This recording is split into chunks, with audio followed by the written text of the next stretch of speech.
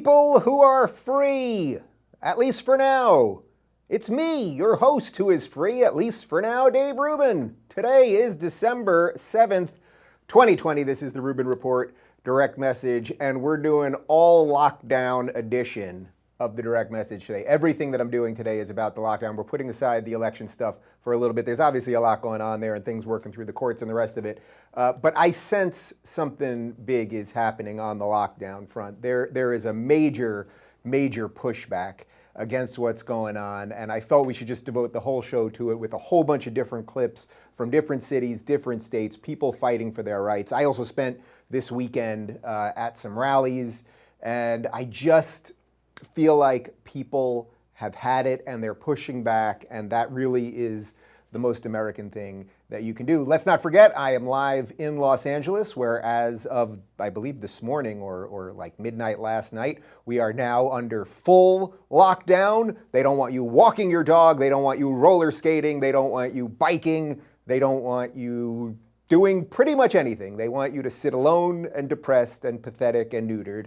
I refuse to do that. I've got a couple people in the room with me right now. Come and get me, Garcetti, come and get me. I actually, this weekend, not only did I go to one of the rallies, we'll talk about that in just a second, but because it was important that you only do vital things, you know what I mean, really vital things.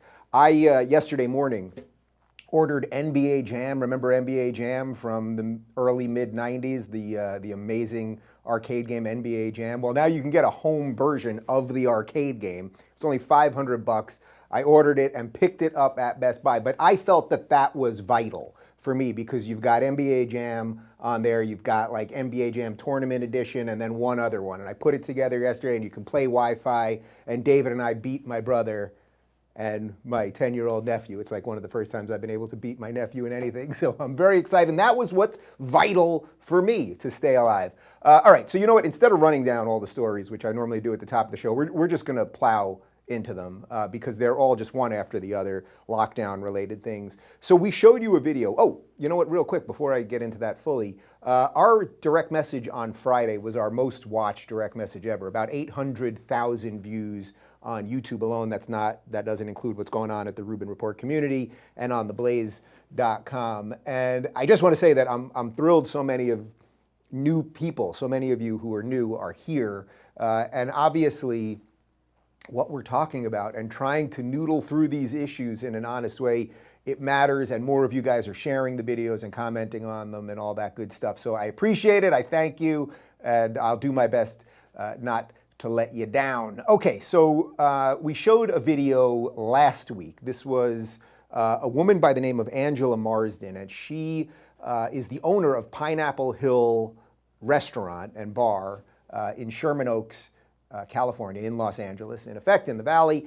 And we showed the video, but she basically did a selfie video of her restaurant and the fact that they had closed her down, not only inside, but even though she did all of this stuff to make a really nice outdoor area, they closed her down. But then right next to that, they were allowing a movie or a TV show, I think it was a TV show actually, like a Netflix show, set up tents for their people to eat. So those people are essential, but apparently she's not essential. Well, I actually went to the rally that she was at and I interviewed her. We put up a video over the weekend about that. But let's take a look quick at the just like a 20-second bite of the original video, and then we'll go from there. So this is my place, the Pineapple Hill Grill and Saloon. If you go to my page, you can see all the work I did for outdoor dining, for tables being 7 feet apart. And I come in today because I'm organizing a protest, and I came in to get stuff for that. And I walk into my parking lot, and obviously, for brevity's sake, we're not going to show you the whole thing right now, but we showed it all on Friday, and I interviewed her on Saturday. So what happened was, as I said, in the parking lot there, you see she sets her outside stuff, and then if you watch the end of the video, they show you that, oh, if you're a TV production, you're allowed to sit outside and eat, but they aren't. As if any of this has to do with science, as if any of this has to do with anything constitutional or sensible or anything else. So Sheila and a bunch of people, because, I'm sorry, not Sheila, Sheila's the woman we'll get to in just a minute. Angela because that video went so viral, and I'd like to think that I had a little something to do with it, they did a big rally on Saturday at the house of Sheila Kuehl. Now, Sheila Kuehl, I had talked about last week because she was one of the 5 city supervisors who voted just last week to close everything, right? That's what allowed Führer Garcetti to close everything. And in effect, they voted 3-2 to close all of the restaurants. And then Sheila Kuehl, this woman who makes over $300,000 a year, $300,000 a year, to just be a government nothing, to just be a middleman who controls people's lives who are actually producing, she voted 3-2, so she was the deciding vote to shut down all the restaurants. And then, as we talked about last week, what did she do? She went to an outdoor restaurant, even though she was going to close them all down in a few days. But it was so severe what's happening with COVID. It's so dangerous. We've got to crush all of these 31,000 restaurants that we have in Los Angeles and SoCal.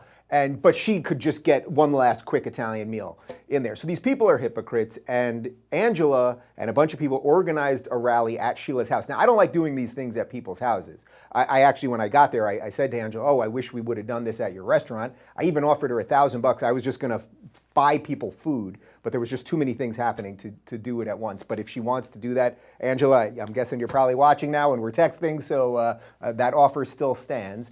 But in any event, they did it at Sheila Kuehl's house. Couple hundred people came.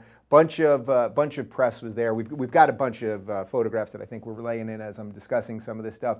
And it was just incredible because you really need to understand that the people that are showing up to these things, I met several other restaurant owners and other business owners. These are not radicals. Many of them probably 2 months ago didn't think of themselves as Trump supporters, although I think a lot of them are rethinking it right now. I don't think these are particularly political people. These are just people who want to go out and live. That's all they are. I met a guy who owns 39 restaurants in LA, employs about 1,000 people. He's had to lay off about 800 people. He now said he's going to run for county supervisor, which is Sheila Kuehl's job. So people are getting involved and they're pushing us. It's like you're just pushing on good people. I don't know if we showed it already, but we can also throw up the image of me signing the petition. Yeah, we did. Of me signing the petition to recall Gavin Newsom. And it's a very complex situation. And if your pen literally touches the line, it doesn't count, and like a whole bunch of stuff. But I signed the petition to get rid of Newsom, who's just a horrific governor, and our awful mayor here in New York City, and again, here in Los Angeles. And again, these are just good people. These aren't political people. They don't want to hurt anybody. They want to be able to live. And to meet all of these people who've dedicated their lives to something, to build something, and then just watch bureaucrats take it away, knowing that there's no science behind it. I feel different, actually, than I've felt over the last couple of days. I was sort of more annoyed than usual last week. And this week, I'm feeling some kind of like righteous indignation. Like, we've got to fix this, and no one's coming to save us, guys. No one is coming to save us. If you think some good guys are coming and the Avengers are going to assemble, they aren't. You're the Avengers now, and you got to push back. So Eric Garcetti, let's throw a couple quotes in from Mr. Mayor. He said, "My heart goes out to Miss Marsden and the workers at Pineapple Hill Saloon who have to comply with the state and county public health restrictions that close outdoor dining. No one likes these restrictions, but I do support them as our hospital ICU beds fill to capacity and cases have increased 500%. We have to stop this virus before it kills thousands of more Angelenos." Now, we showed you a chart on Friday about ICU, the amount of beds that are taken in ICU and in the regular hospitals. And although they are now going up again, they have never gotten close to being overwhelmed here in Los Angeles. As far as I know, we haven't had anywhere in the United States where hospitals have really been overwhelmed. That means we've done something good. That means people do wear masks. That means, businesses are acting responsibly. And again, guys, and don't forget it, because they're going to try to make you memory hole everything. 1984. In March, we were told 2 weeks to flatten the curve. Does this feel like this is about COVID anymore? Or does it feel like it's about something else? And also, just think about it this way, and this is what you need to bring up when your crazy uncle or whoever is screaming at you about this stuff. We have some states like Florida in particular, Texas, red states that are opened up. They're much more opened up. People are doing what's responsible, whatever they feel is right for their lives. And then we have these states in severe lockdown like California. Now, why are the numbers not wildly out of control? If they are, please show me, but nobody seems to be able to show me, right? If this is to be true, if all of this is to be true, follow the science and all that, well, one state's opening up, they're letting people do what they want. People are eating out, they're talking to each other, they're singing during holidays. Well, shouldn't those numbers be exploding? Not just a little bit higher or just comparable, but shouldn't those numbers be exploding while these are going down? And then if that was the case, wouldn't people from red states, Florida and Texas, be fleeing? There's a mass outbreak of a disease that's killing everybody. We have no hospital beds or anything else. Wouldn't they be fleeing to the sanctuary of blue states? But, ironically, that's not happening. Obviously, you all know what's happening, which is that people in blue states are fleeing to go to red states to be freer and live their lives and save on taxes and everything else. So someone, like sometimes they'll tell you to follow the science, which really at this point means almost nothing. And I watched a video this morning of Andrew Cuomo and Fauci giggling for like 5 minutes about which one of them is De Niro and which one of them is Pesci or something. They're just laughing like they're this fun duo now. And it's like, you guys are all just gross. These people are gross, and this is about control. It has almost nothing to do at this point with COVID. But all right, I've been talking about LA and California. Let's get to the other coast. So we also talked about the story last week in Staten Island. And I should mention that one of the things that I'm really going to try to do with this show, and I think we're doing a pretty decent job of it so far, is that, one of the things that happens in news is you get a story and then you never find out what else happens, right? They just tell you something that keeps you in the initial outrage, and that's it. I'm going to try not to do that. So last week, you all heard the story of Mac's Public House. This is a bar in Staten Island, which is as New York as you can get, okay? It's just perfect quintessential New York. And this guy wanted to keep his pub open. The police sent plainclothes police officers there. They shut him down. He tried to stay open. They wouldn't let him stay open. Well, then in the last couple days, his lawyer and his representative held a press conference right outside. And listen to some of the stuff that Mac and his guys are going through right now. This is video from Fox News. De Blasio and now Cuomo have told the people of Staten Island, New York City, and the country that if you speak up to the emperor, you get crushed.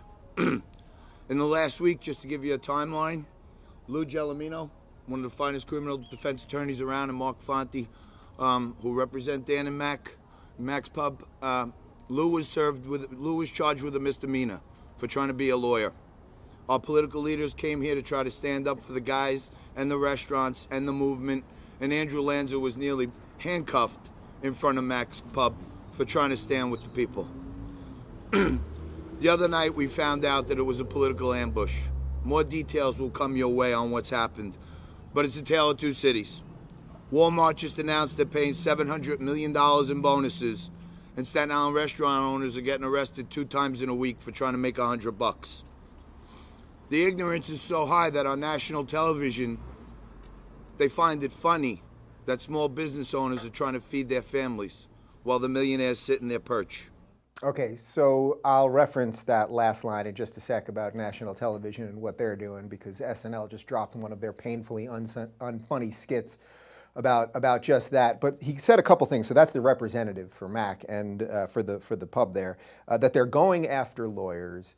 And again, do you think that this representative or this lawyer or Mac, do you think that any of these people wanted to be fighting the government right now?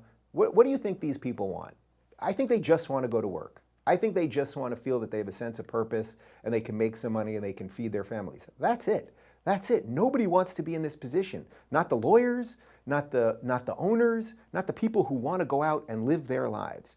And we've got governments that are coming, they're coming for everybody, and we're just sitting there doing nothing about it. And by the way, when this makes it to mainstream news, it's only to mock it. So SNL, Saturday Night Live, which was a funny show about 30 years ago, I think it stopped being funny basically that last season that Phil Hartman was there. You had that Phil Hartman, Adam Sandler, when Adam Sandler was funny season, and then Ellen Cleghorn was on back then, and Mike Myers, I think, was on, a couple other guys. And then it's just been trash. It's just leftist trash now for the last, probably 25 years or something. But this is this guy, Pete Davidson, who's just deeply unfunny, but don't take my word for it, mocking the people who are trying to live while he has a job where I'm sure he's making hundreds of thousands of dollars and has fame and everything else. So this is SNL this past Saturday. So the rule is that they're supposed to let people eat or drink outside. And the owner said no one wants to do that because they'll go out of business. But the argument that people in Staten Island don't want to drink outside can be disproven by going to literally any Little League game. One guy at the protest even gave a speech where he literally compared not being able to drink indoors to being Jewish during the Holocaust, which must have been awkward for the people there who had to suddenly pretend they believed in the Holocaust. So I take it that you found these protests frustrating. Yeah, man, they're making us look like babies. You know it's bad when even people in Boston are like, drink at home, you queers. What did I just watch there? People are paid to write that? I mean, what self-righteous drivel by, put on a fucking shirt, you dick. Like, these people are awful. See, I cursed. I was trying to remember what I said on Friday. I was trying to not curse as much because I was cursing a little more last week. That was a total accident right there. But these are horrible people. You are mocking the people who want to make a living while you make, I'm sure that guy makes six figures, there's no doubt about it, and he's been in movies and he's loved by Hollywood. And what is comedy? Comedy is supposed to be punching up, right? Comedy is supposed to be you fight something above you, you make a joke about it. What does a jester in a court do, right? You make fun of the king. That makes everybody realize they're part of the thing. These are people that are punching down. They're punching people who are out of work. And what was the implication that people who want to go to these bars don't believe in the Holocaust? What the hell are you talking about? These people are absolutely awful. And the reason it's worth showing you that, not that anyone watches SNL besides the blue check, like, Twitter elite, like, nobody watches it, nobody actually thinks it's funny, but you can feel the whole system, the whole awful system that we've been fighting against for the last 4 years, you can feel it like kind of recalibrating right now and starting to come back, where SNL will now make fun of Republicans and regular people again, and we're gonna have all of the swamp come back and all of these loser middle management bureaucrats who are all being let back in by Biden. It's like the whole awful thing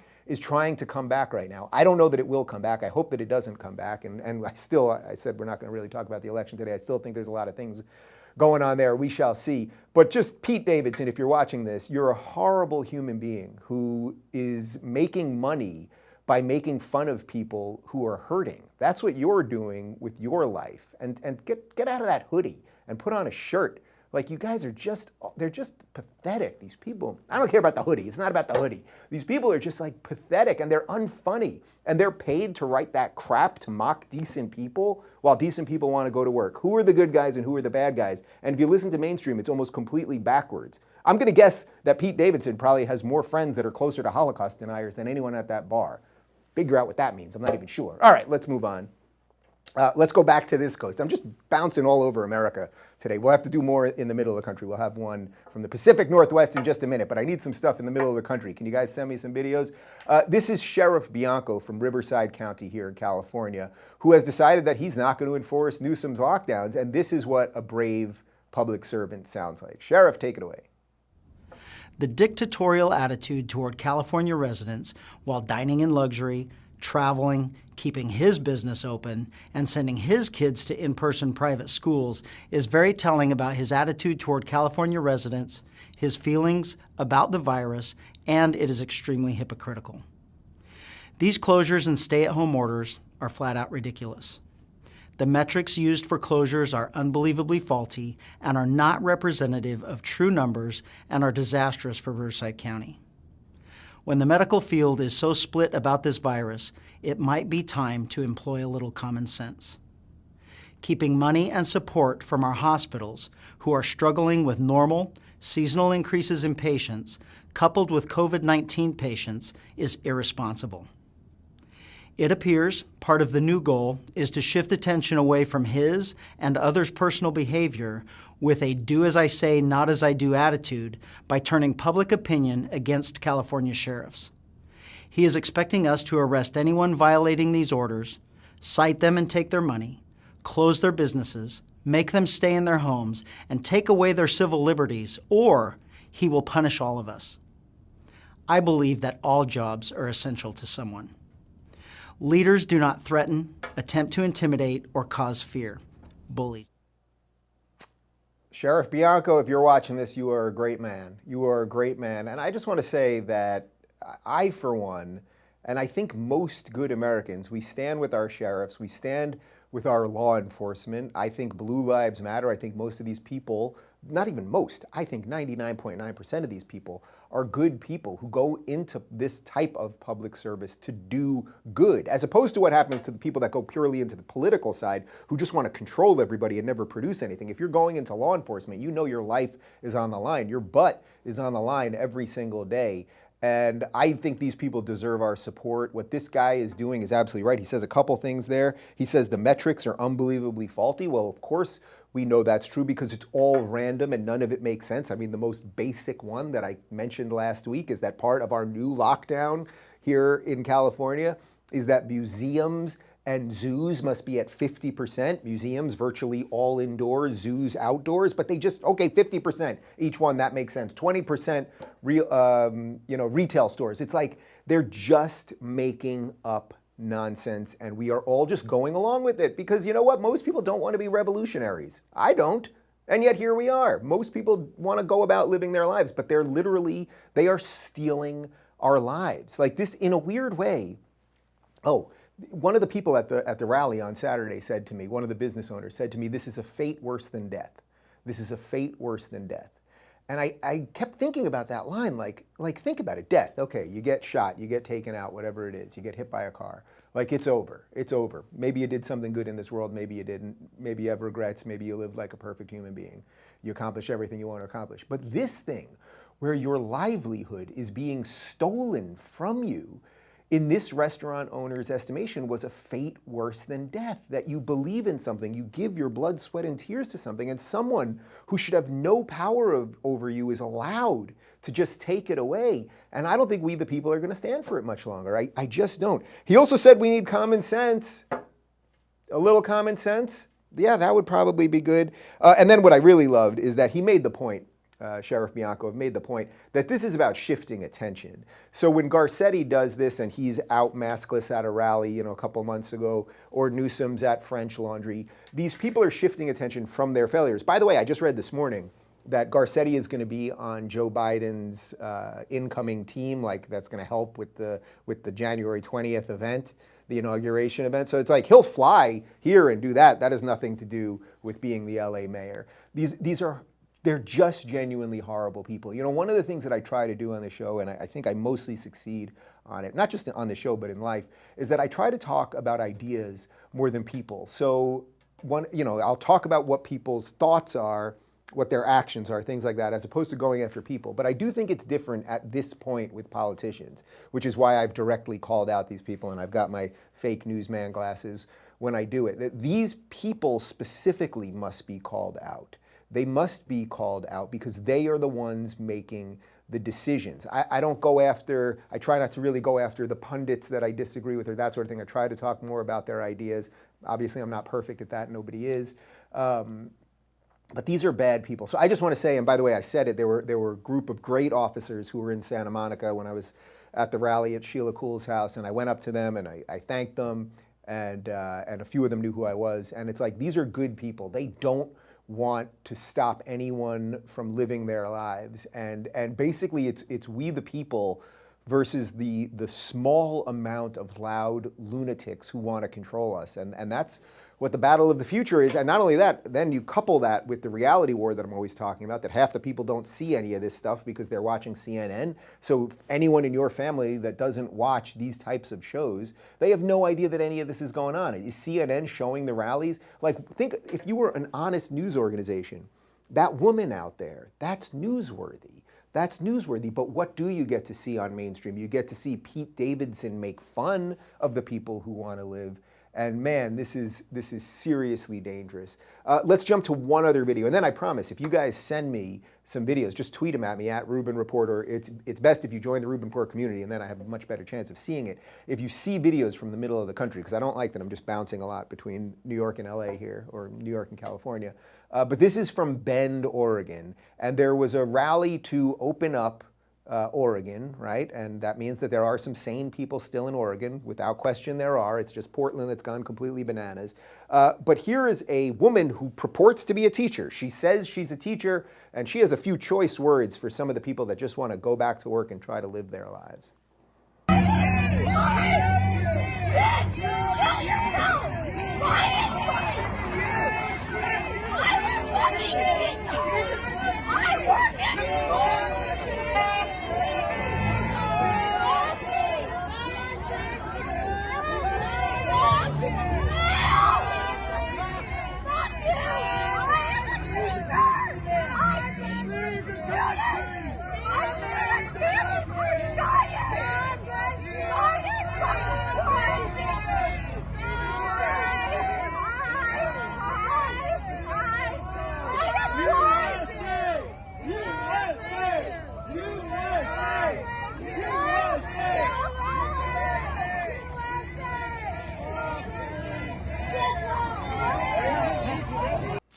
Ah, it brings me back to third grade. That does remind me of my third grade teacher.